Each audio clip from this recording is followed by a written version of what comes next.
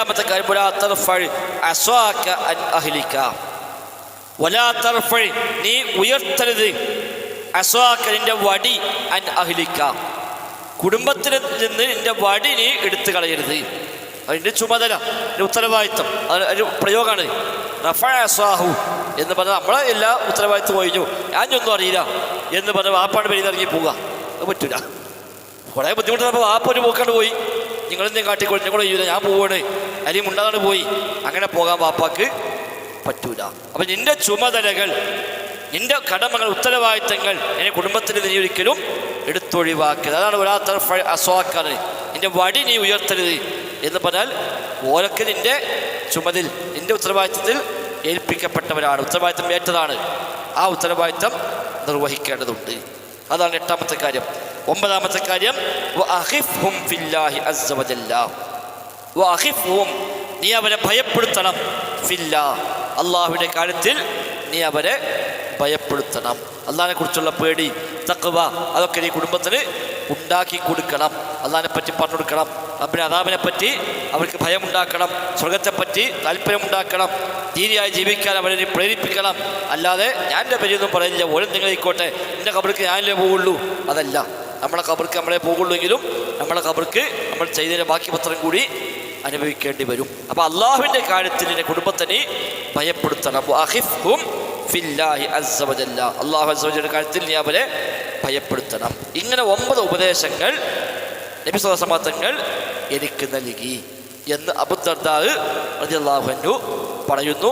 സ്വഹീഹുൽ അദബിൽ മുഫ്രദ്, ഇമാം ബുഖാരിയുടെ അൽ അദബുൽ മുഫ്രദ് എന്ന ഗ്രന്ഥത്തിലാണ് ഈ ഹദീസ് ഉദ്ധരിക്കപ്പെട്ടു വന്നിരിക്കുന്നത്.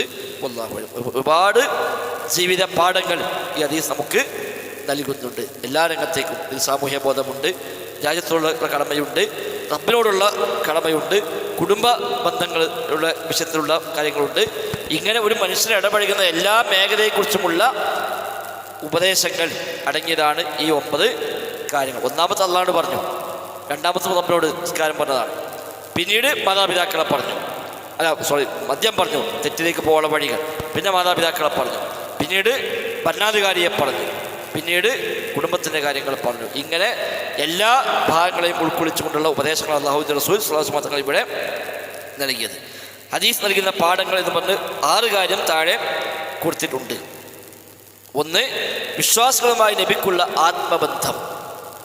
അബൂ ദർദാന് പ്രത്യേകമായി ഉപദേശം കൊടുക്കുന്നു. അപ്പോൾ നബിക്ക് അങ്ങനെ സ്വഹാബികൾക്ക് പ്രത്യേകം ഒരു ബന്ധമുണ്ട്. ഇമ്പമ്മയ്ക്ക് അവിടെ പൊതുവായിട്ട് ഉപദേശിച്ചിട്ട് പോകലല്ല, ഓരോരുത്തരെയും പ്രത്യേകമായി പരിഗണിക്കുകയും അവർക്ക് ആവശ്യമായ നിർദ്ദേശങ്ങൾക്ക് നബിതങ്ങൾ കൊടുക്കുകയും ചെയ്യാറുണ്ട് എന്ന് ഇതിൽ നമുക്ക് മനസ്സിലാക്കാം. രണ്ടാമത് ശിർക്കിൻ്റെ ഗൗരവം, സമ്മർദ്ദങ്ങൾ അതിൽ നിന്ന് തെറ്റിക്കാൻ പാടില്ല. കാരണം കൊല്ലപ്പെട്ടാലും ശരി, എന്നെ ചുട്ടുകരിക്കപ്പെട്ടാലും ശരി, ശിർക്കിനെ ചെയ്യരുത്. 3, മദ്യം എല്ലാ തിന്മകളെയും താക്കോലാണ് എന്ന ബോധം. മദ്യം കേവലം തിന്മയല്ല, എല്ലാ തിന്മയുടെയും താക്കോൽ. മദ്യം ഉപയോഗിച്ചൊടിഞ്ഞാൽ പിന്നെ അതിലൂടെ എല്ലാ തിന്മയും അവനിലേക്ക് കടന്നു വരും. 4, മാതാപിതാക്കളോടുള്ള ബാധ്യത. 5, സമൂഹ നേതൃത്വത്തോടുള്ള ഐക്യബോധം. നേതൃത്വം ഏൽപ്പിക്കപ്പെട്ട ആളോട് നമുക്ക് എപ്പോഴും ഒരു ഐക്യബോധം ഉണ്ടാവേണ്ടതുണ്ട്. 6, കുടുംബത്തിൽ ധാർമ്മിക ബോധം നൽകണം. 3 ഉപദേശം കൊടുത്തു. കുടുംബത്തിൻ്റെ കാര്യത്തിൽ 7, 8, 9 കാര്യം കുടുംബത്തിൻ്റെ വിഷയത്തിലാണ് ഞങ്ങൾ ഇവിടെ ഉപദേശം നൽകിയത്. പരമാവധി കാത്തു സൂക്ഷിക്കാൻ ശ്രമിക്കുക. അല്ലാഹു തആല തൗഫീഖ് നൽകി അനുഗ്രഹിക്കുമാറാകട്ടെ.